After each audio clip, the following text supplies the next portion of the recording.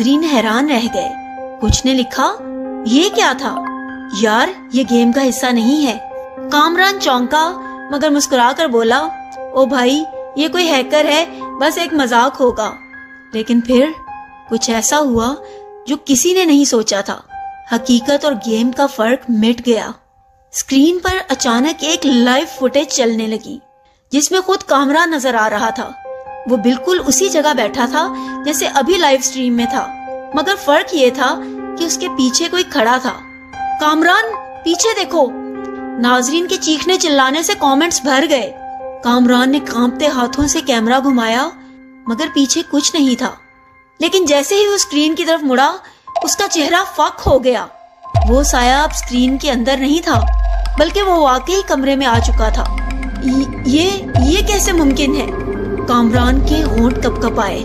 اچانک live stream میں زوردار شور ہوا. اسکرین ہلنے